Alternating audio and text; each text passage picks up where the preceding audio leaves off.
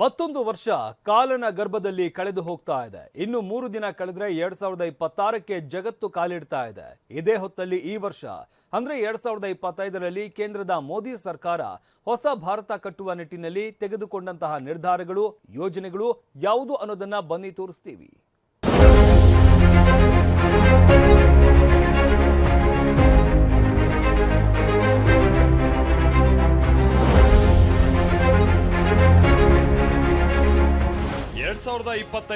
ಭಾರತ ಅಭಿವೃದ್ಧಿಯ ಪಯಣದಲ್ಲಿ ಮಹತ್ವದ ಅಧ್ಯಾಯ ಆಗಿದೆ.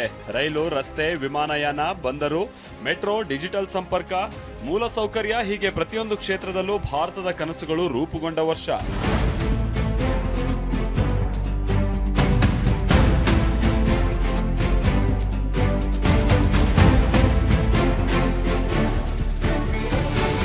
ಸ್ವಾತಂತ್ರ್ಯ ನಂತರ ಮೊದಲ ಬಾರಿಗೆ ರೈಲು ನಕ್ಷೆಯಲ್ಲಿ ಮಿಜೋರಾಂಗೆ ಸ್ಥಾನ ಸಿಕ್ಕಿದ್ದು.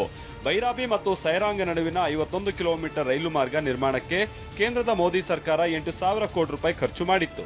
ಇಷ್ಟೇ ಅಲ್ಲ, ಉಧಂಪುರ, ಶ್ರೀನಗರ, ಬಾರಾಮುಲ್ಲಾ ರೈಲು ಸಂಪರ್ಕ ಯೋಜನೆ ಅಡಿ ವಿಶ್ವದ ಅತಿ ಎತ್ತರದ ಚೆನಾಬ್ ಹೆಸರಿನ ರೈಲ್ವೆ ಸೇತುವೆಯನ್ನ ಪ್ರಧಾನಿ ಮೋದಿ ಉದ್ಘಾಟಿಸಿದ್ರು. 2025ರಲ್ಲಿ ಭಾರತದ ಮೂಲಸೌಕರ್ಯದ ಸಾಹಸಗಾಥೆ ಸಾಗರವನ್ನು ತಲುಪಿತ್ತು. ತಮಿಳುನಾಡಿನಲ್ಲಿ ದೇಶದ ಮೊದಲ ವರ್ಟಿಕಲ್ ಲಿಫ್ಟ್ ಸೇತುವೆ ಪಂಬನ್ ಸೇತುವೆಯನ್ನ ಪ್ರಧಾನಿ ಮೋದಿ ಉದ್ಘಾಟಿಸಿದ್ರು.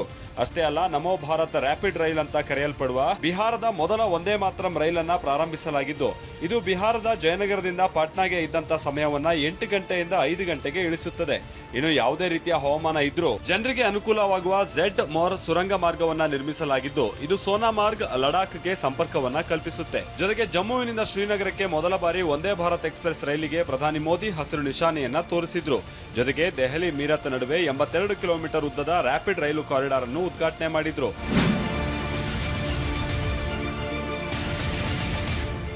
ಇನ್ನು 2025ರಲ್ಲಿ ಬೆಂಗಳೂರಿಗೂ ಮೋದಿ ಸರ್ಕಾರ ದೊಡ್ಡ ಕೊಡುಗೆಯನ್ನ ಕೊಟ್ಟಿದೆ.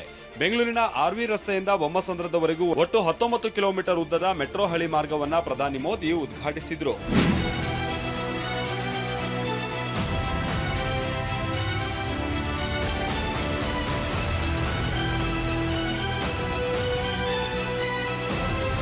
ಇನ್ನು ಮೋದಿ ಸರ್ಕಾರ ಹಲವು ಮೊದಲುಗಳಿಗೂ ಸಾಕ್ಷಿಯಾಗಿದೆ.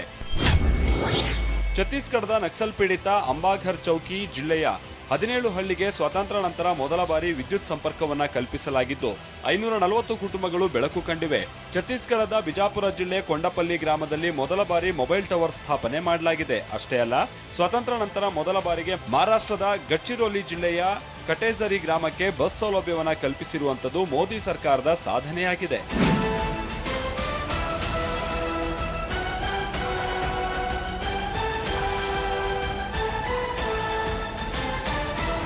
ಇನ್ನು ವಿಮಾನಯಾನ ಕ್ಷೇತ್ರದಲ್ಲೂ 2014ರಲ್ಲಿ ದೇಶದಲ್ಲಿ 74 ವಿಮಾನ ನಿಲ್ದಾಣಗಳಿದ್ದು 2025ರ ಹೊತ್ತಿಗೆ ಈ ಸಂಖ್ಯೆ 163ಕ್ಕೆ ಏರಿದೆ.